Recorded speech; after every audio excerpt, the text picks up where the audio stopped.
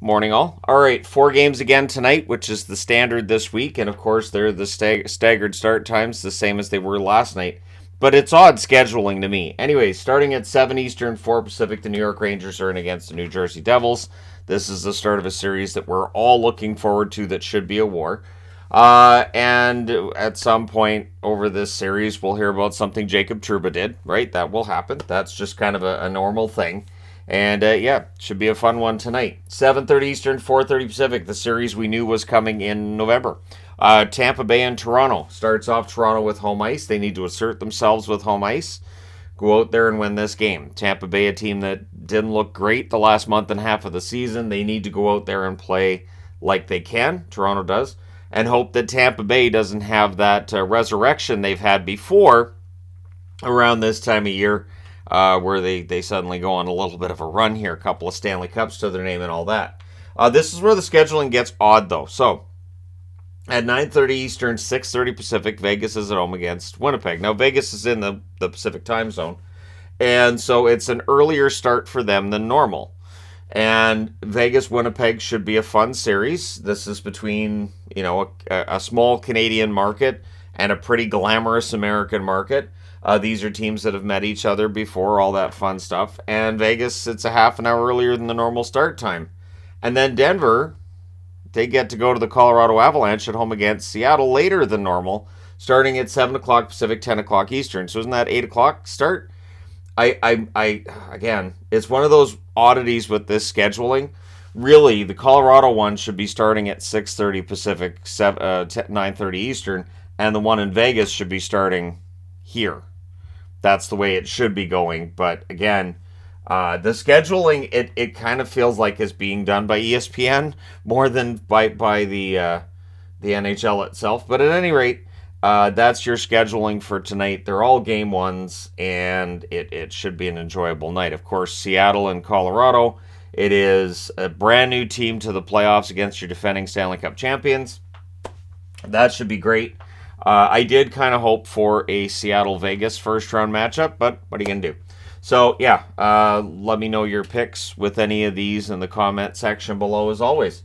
Now, coming out of last night, of course, there's the Matt Dumba hit on Joe Pavelski. Is it a clean hit?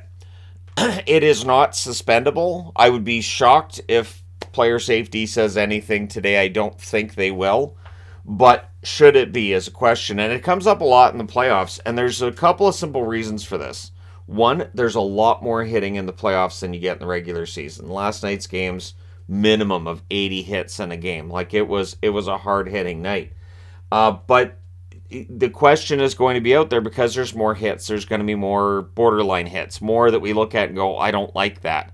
And ones that we say, well, that shouldn't be legal, even though it is.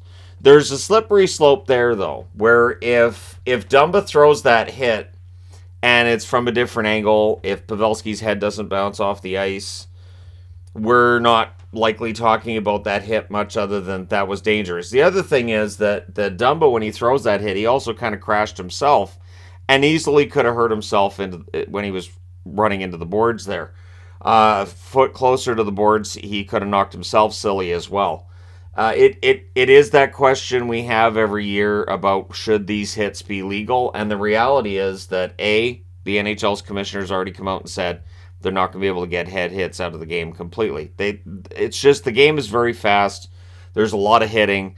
Guys have varying heights. There are just a lot of factors that go into you could end up hitting somebody in the head completely accidentally, and it is tough to get that completely out of the game. Plus, I don't think he actually struck Pavelski in the head. Now, I'm going to say this too, though, and I've said this before. You can absolutely get a concussion without head contact. You can get concussion from just the impact and from your brain being jostled around in there. Now, when his head hit the ice, that absolutely caused a lot of issues as well. And I think the fact that it's Pavelski, and we all remember the 2019 Stanley Cup image of him on the ice in that series for San Jose against Vegas. And so I think there's a lot that gets brought up in our memories by seeing that, right? But the other thing, too, though, that I wanted to bring up in this video today is something simple. I don't like that ESPN showed the hit a bunch of times. They just kept showing it over and over and over, and it's like, okay, we know the guy's injured. We know that it's probably a concussion.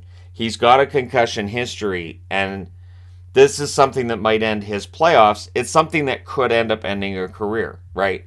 So I don't think I need to see the same hit 50, 60 times while they're debating, and it just, yeah, they didn't need to show it 50 or 60 times. It's interesting, too, because this is the same broadcasting that I see going to commercial when a fight's breaking out or there's some kind of a scrum after the whistle, like, we're going to go to a break. So I don't understand that, because again, seeing the hit 50, 60 times, to me that's more violent than just some guys, hitting each other in the face with their gloves on and, oh yeah, you come here a minute kind of thing.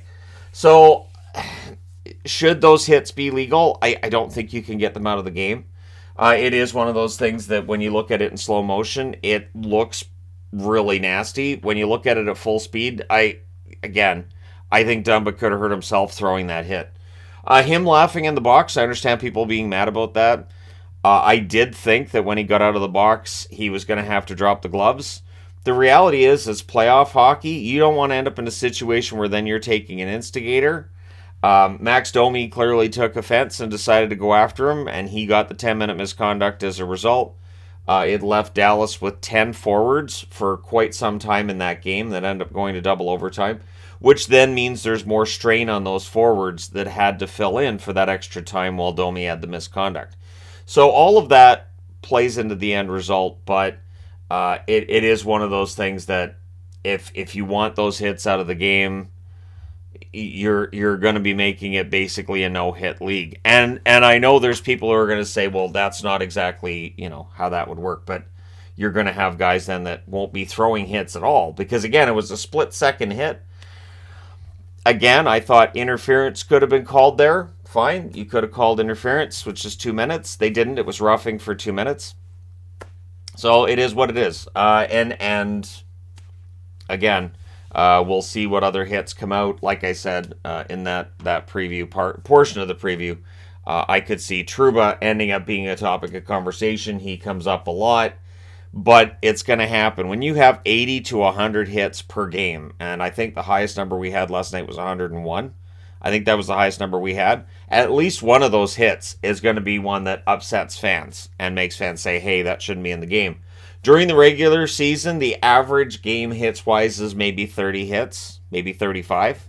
That's just off the top of my head and just thinking about all the recaps I did this year. Feels like the average would be about 30, 35, unless it's a Buffalo game, in which case the average is about 10.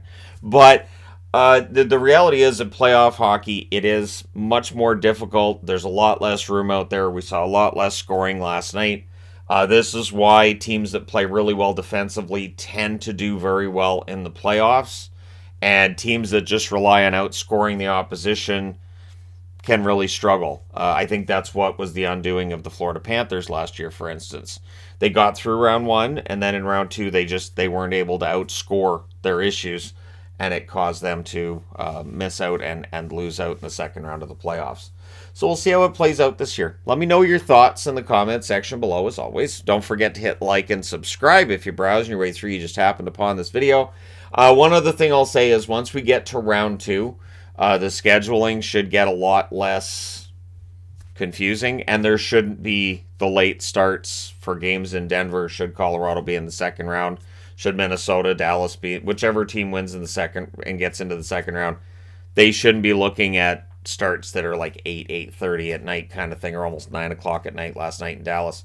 Just insane. But anyways, let me know your thoughts. Hit like and subscribe if you're browsing your way through. You just happened upon this video. Thank you guys so much for watching, for all your support. I will talk to you again soon.